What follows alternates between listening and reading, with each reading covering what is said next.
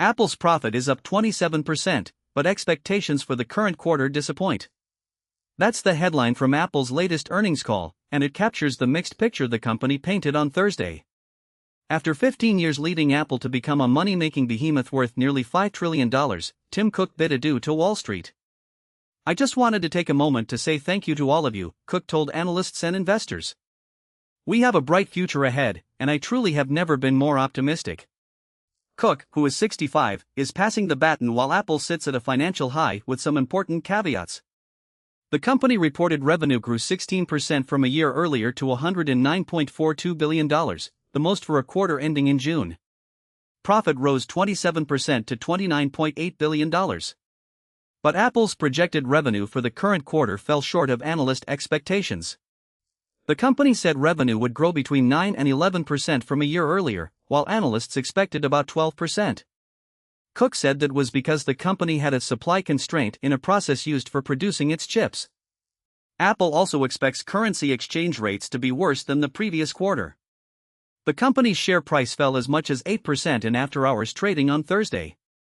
These results are the last Apple will report with Cook as chief executive.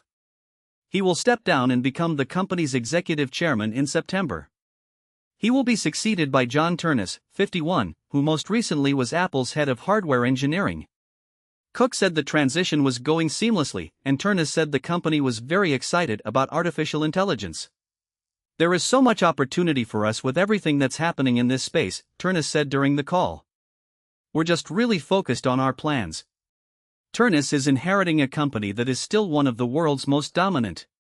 Apple this week reclaimed the title of the most valuable public company in the world, amid growing concerns over spending on AI. The company is still enjoying the popularity of the redesigned iPhones it introduced last September, even as it raised prices on its Macs and iPads last month, citing a global shortage in memory and storage chips. It expects to pay even more for memory in the current quarter. "We've just seen really strong levels of demand throughout the year, and I think, in general for iPhone and Mac, much higher than we expected," Kevin Parekh, Apple's chief financial officer, said in an interview. "The supply chain just hasn't had the same level of flexibility that we've seen in previous years where we can go and chase that higher demand." The new designs Apple unveiled for the iPhone included a thin model called the iPhone Air and a model of the iPhone Pro with a raised bump across the back for cameras.